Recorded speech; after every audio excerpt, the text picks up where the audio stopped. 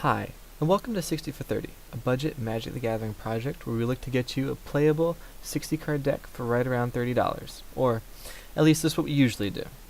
We've done some variants, we've done some cube stuff, and a few months ago I did a video on price predictions for the rivals of Ixalan Mythics, with the idea that I'd come back when the next set came out and see how awful those predictions were. So without further ado, let's go ahead and get started.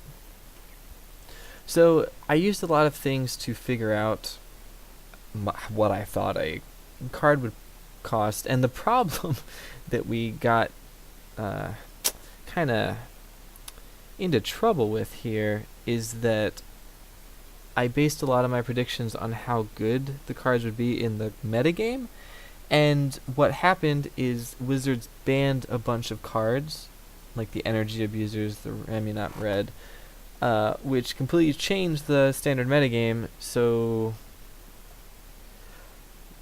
yay predictions, not super relevant anymore, but we're still going to see how we did. So, Time Stream Navigator, I predicted it would be $1, ended up being $2. I 100% blame Saffron Olive for this because he made that infinite combo deck with the Johnny. Otherwise, this would have been a $1 card, so I'm a little salty about that. But we missed on that one.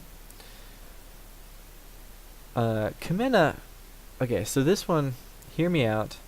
I was right about this card. This card is not as good as people think it is, but I underestimated how good people think this card is. I think this card will continue to slowly decline over time and end up closer to that $2, $3, $4 mark than the $8.50 it currently is. But I did expect it to come down faster, but I fully believe that I was right about this card. Alinda, the Dusk Rose, the pre-release price actually nailed this one, and I guess I underestimated how much people love sweet lifelink gold vampire legendary creatures. And it is a sweet card, I just underestimated, I guess, the commander appeal.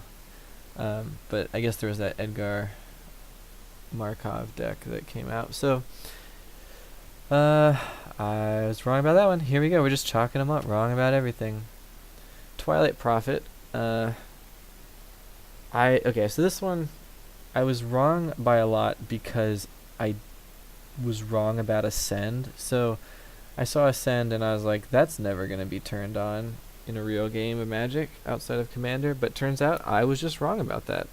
I think lots of people were wrong about that. I will proudly admit that I was one of them. Ascend turned out to be not that hard to make happen, and Twilight Prophet is just so much value. So I came in wildly under on that one. And that's kind of a theme here. I consistently undervalued cards, whereas the pre-release prices tended to overvalue cards. Except here, I thought that this would be cool somewhere, but turns out it's cool nowhere. Trapjaw Tyrant wins the award for, like, I think cheapest Mythic in this set, or close thereabouts.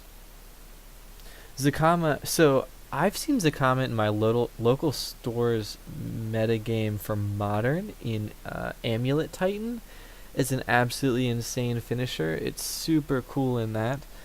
And I think that it obviously has the casual appeal of being a 3-color legendary dinosaur that's amazing. So I came in way off on Zakama. Nailed this one though. Angrath is not good, but Angrath is a planeswalker, so Angrath will always be a few bucks.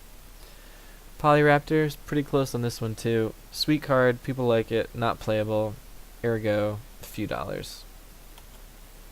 Okay, so this is the one I'm maddest about, because if you go back and listen to my video, I say that I think this card would be super standard playable and super duper good if it wasn't for energy that I didn't think really left room for it. But since energy's gone, this card became a standard staple, an all-star. This is like a $25, $28, $30 card, depending on where you're looking. Because this card is nuts, and I knew it was nuts. I just didn't think it would be nuts enough given the context. Turns out the context changed, so the card's doing great things. But I always believed in Rekindling Phoenix. So I just wanna say, it's recorded. I said this card was good. But you know, the meta changed, so that pre-release price, if you bought these for $7.57, you're feeling pretty good right now. Huatley, turns out I'm really good at evaluating bad planeswalkers. Also right around $4. For the exact same reasons Angrath was. It's a bad planeswalker. Bad cheap, planeswalker expensive, meet somewhere in the middle. The Immortal Sun, I guess I misunderstood how good this was in Commander a little bit. So it was a little pricier than I thought it was going to be. It just kind of does so much. It's pretty bonkers. Here, again, this was a meta call. I thought this might be okay in Godfarer's Gift decks. And I was just super wrong about that. So, willing to eat crow on that. This was one of my risky picks. And turns out I was wrong. And then Azor's Gateway. I can't believe I bought into this. But, so I still think this card is sweet, but it's just a classic trap card where, like, the upside is so tempting. But it takes so much to get there, right? Like, at least 5 turns. That's assuming that you can exile different mana cost cards every turn. It's just tough to make happen. So it is so cool. It's never going to be like a dollar card, but it's just a lot. So it's obviously a lot cheaper than I thought it was going to be. So, in summary, banning's messed everything up, but honestly, looking at those percentages, I was not great at doing this.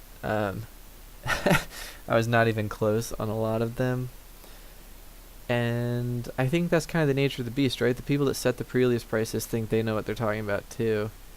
But it's really hard to evaluate Magic cards until they enter the metagame, until they get settled, until people figure out how good they are in practice.